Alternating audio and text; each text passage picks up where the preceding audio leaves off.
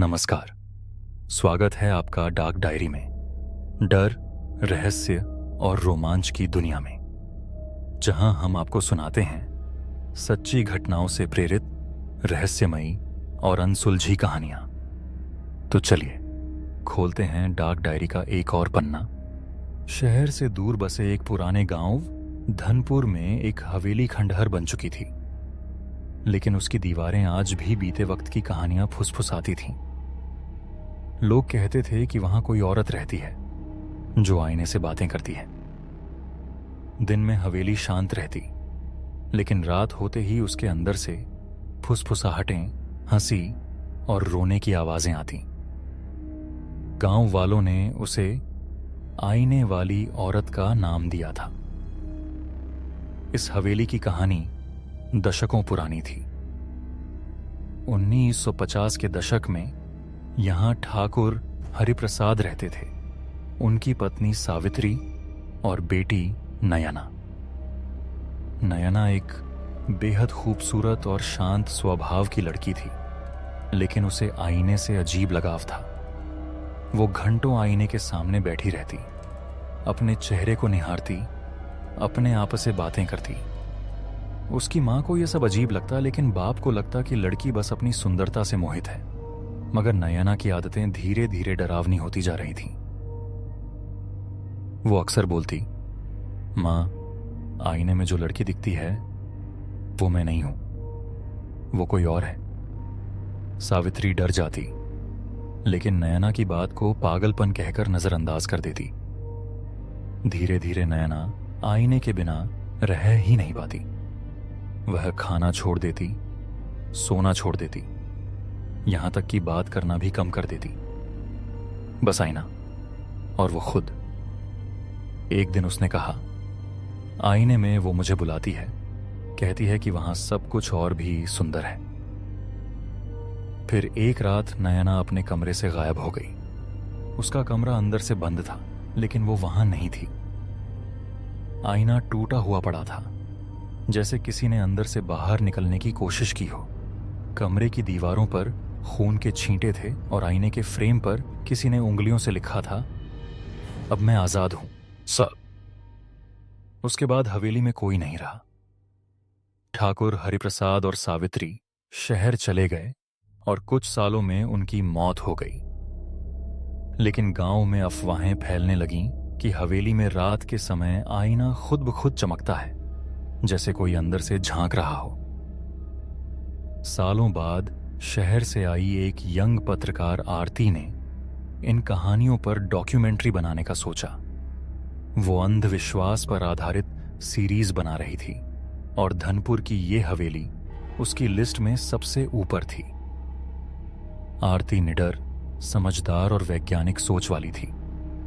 वो भूत प्रेत पर विश्वास नहीं करती थी और उसे यकीन था कि यह सब बस लोगों की कल्पना है। आरती गांव पहुंची और लोगों से बात करने लगी। सबने उसे मना किया कि वो हवेली न जाए। एक बुजुर्ग महिला ने उसे कहा, बिटिया, वो लड़की अब लड़की नहीं रही, वो आईने के पार चली गई है, वहां से लौटकर कोई नहीं आता। लेकिन आरती नहीं मानी। वो अपनी कैमरा टीम के साथ हवेली में दाखिल हुई। पहली रात को उन्होंने कुछ अजीब महसूस नहीं किया, सिवाय सन्नाटे और धूल के। लेकिन दूसरी रात आरती को लगा कि कोई उसे देख रहा है। कैमरे के लेंस पर धुंध छा गई थी और अचानक आईने के सामने रखी मोमबत्ती खुद ब खुद बुझ गई। उस रात जब टीम के सब लोग सो रहे थे, आरती अकेले ही एक कमरे में बैठी थी जहां पुराना आईना रखा था। वो आईने को गौर से देख रही थी। अचानक उसमें उसका चेहरा बदल गया। आईने में जो लड़की दिख रही थी उसकी आंखें खून से भरी हुई थीं और चेहरा बुरी तरह जला हुआ था। आरती चीखी, लेकिन आवाज गूंज बनकर कमरे में फैल गई। अगले दिन कैमरा टीम ने देखा कि आरती अपने कमरे में नहीं थी। कमरे की खिड़की बंद थी, दरवाजा अंदर से लॉक था, लेकिन आईना टूटा हुआ पड़ा था। और फिर वही दीवार पर खून से लिखा था, मैं अकेली नहीं हूं। टीम ने पुलिस बुलाई, लेकिन कोई सबूत नहीं मिला। गांव वालों ने कहा, आईने में अब 2 आत्माएं हैं। इसके बाद किसी ने उस हवेली का रुख नहीं किया। कुछ साल बीत गए। एक दिन एक लड़का, नाम था अमन, जो पैरानॉर्मल रिसर्चर था, उस हवेली में आया। उसने कई वीडियो देखे थे आरती की डॉक्यूमेंट्री के। वह यकीन नहीं करता था इन किस्सों पर। उसे लगा कि यह सब सिर्फ लोक कथाएं हैं, लेकिन उसे इस बात का शौक था कि वो हर जगह जाकर वैज्ञानिक सत्य निकाल सके। अमन हवेली में दाखिल हुआ। उसके पास उसके डिवाइस थे, कैमरे, ईएमएफ डिटेक्टर, तापमान सेंसर वगैरह। पहले कुछ घंटों तक कुछ नहीं हुआ, लेकिन रात के करीब 2 बजे जब वो आईने के पास गया, उसके डिवाइस ने तेज सिग्नल पकड़ने शुरू किए।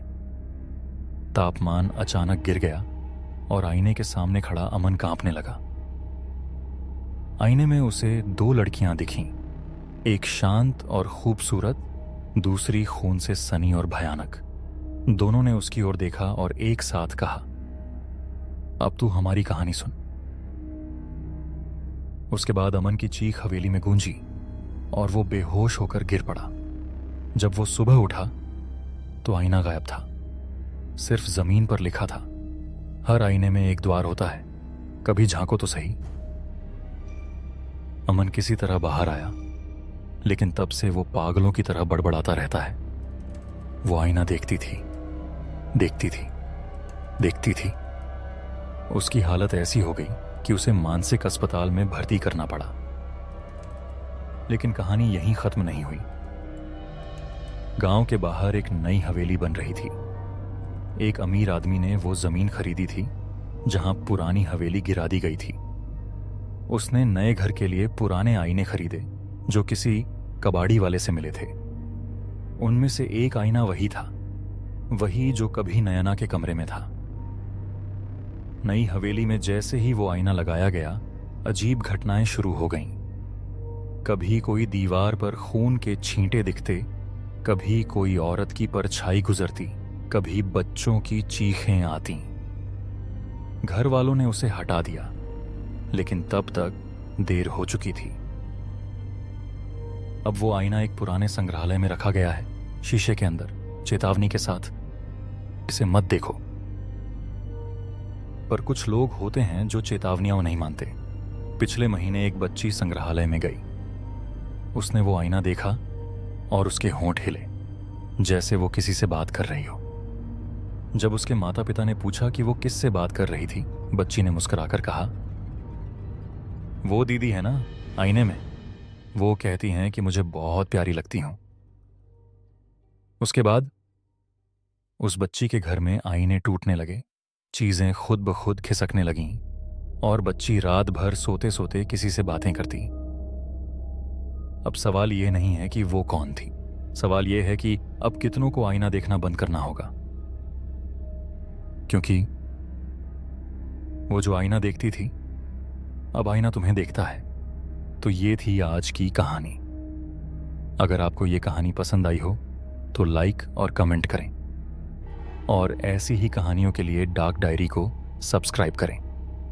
मिलते हैं अगली रात एक नए राज और एक नई कहानी के साथ, सिर्फ डार्क डायरी में।